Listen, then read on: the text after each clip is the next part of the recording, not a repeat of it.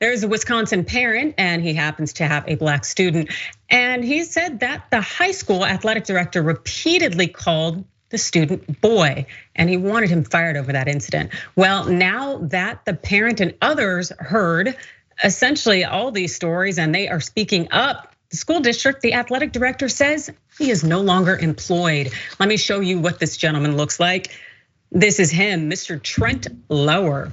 Well, he was that athletic director and he was hired in 2014. In Monday's announcement, well, he was fired, no longer gonna be serving as that school's athletic director, and that's effective immediately. That's according to the superintendent, Lisa Elliott. And as reported by the Milwaukee Journal-Sentinel, a Greenfield High School parent, Beverly Juarez, was asking that the school's athletic director be fired after her son said the director used a racial slur when speaking to him. Juarez also said this isn't the first such incident the athletic director has been involved in, of course, because it's never just a one-off. Juarez said her son, Omar Surveyor, told her that the school's athletic director, Trent Lower, used the term boy in a racially derogatory manner multiple times at school on January 26. Juarez said the incident happened in the school lunchroom where Surveyor went to retrieve his phone from one of his basketball teammates. Now, Juarez said, recounting her son's recollection of the incident, she said, I quote, Lower, that's the AD, told them, oh, you're going to be too long. Oh, you're going to be too long, no fooling around. And Omar said, why? I'm just trying to get my property back from my friend. Lower then said, that's it, you're coming with me, boy. Now, Juarez said other students and Surveyor told Lower not to call him that word. It's just interesting that other students even knew that that was disrespectful and derogatory and had to tell the AD not to do it. Now, if you're unfamiliar with it, according to the NAACP, using the word boy to describe a Black person is widely recognized as deeply offensive and reflective of discriminatory intent. The term was regularly used as an insult to demean Black men dating back to the time of slavery. So what we do know, according to the Milwaukee Journal-Sentinel, is that at that point then, Omar said Trent Lower had got really close up to his face and said, well, isn't that what you want to be called now, isn't it? Like repeatedly calling him boy. And Omar kept telling him, don't call me that. Then Lower, that's the AD, challenged him to call me. He said, you're just a little boy, why don't you just call your mom? Now, because he was on the phone with his mother, Juarez could hear everything going on. So essentially had that backup piece there, there's no dispute. And she told her son to go to the principal and not to leave his office until she arrived. Juarez then said that the school's principal, Todd Willems, apologized to her son, and that Willems said Lower admitted to using the slur multiple times. She also said Lower did not apologize. Willems explained that he couldn't tell us what would happen, but that something would happen. And the thing is, as I mentioned, these things are never a one-off.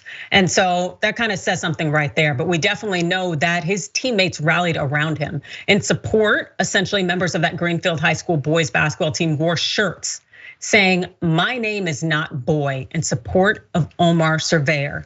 And he's there in that first row, third from left. Now, Juarez told the Sentinel that this wasn't the first incident of bullying involving Lower. Other parents shared their stories as well, and one parent, Jimmy Carter, was not surprised, saying, quote, the Greenfield community, the Greenfield School District is known for racism and discrimination against people of color. It's not a secret, it's not something that they hide very well, it's absolutely despicable. The point is, Lower isn't really being held accountable for his actions because he's still going to work every day.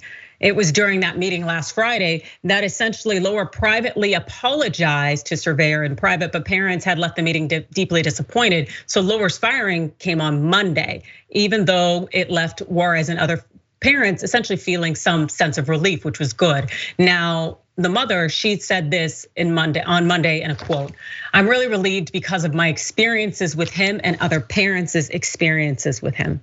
If he didn't get his way, he would literally retaliate and either not play your student or just treat them differently or bad. So it's definitely a relief after all the stuff I learned about him. It was definitely a relief to know that he won't be around kids.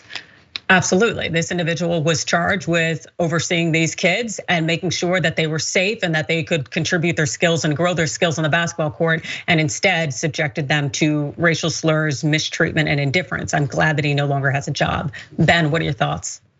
Yeah, I mean, a big kudos to these kids, because I think these kids really get it, that the reality is that in order to actually challenge racism, you need to make people, whenever they behave racistly, you need to make them feel powerless and alone in their racism. And these kids rallying in support of this other student and against this athletic director who is being racist is exactly what needs to happen, where they need to feel alone in their racism, and they need to know that people responding to them negatively is very much a result of their own behavior. And these kids understand, it really seems, that it is not enough to just not be personally racist, but you actually have to take real material action to isolate people who are being racist and demand that their behavior change. And so big kudos to like the parent in this situation for giving the kid the right instructions to just go to the principal's office and stay there and demand real accountability, and then on all the students and other parents who came in to rally in support of this student.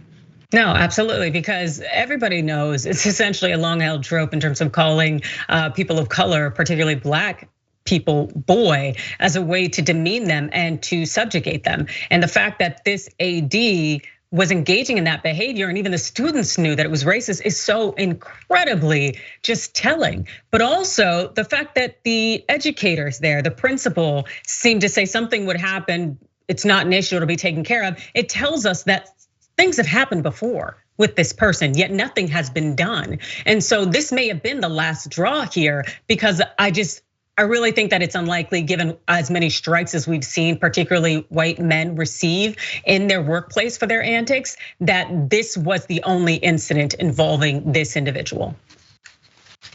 Any other thoughts, Ben?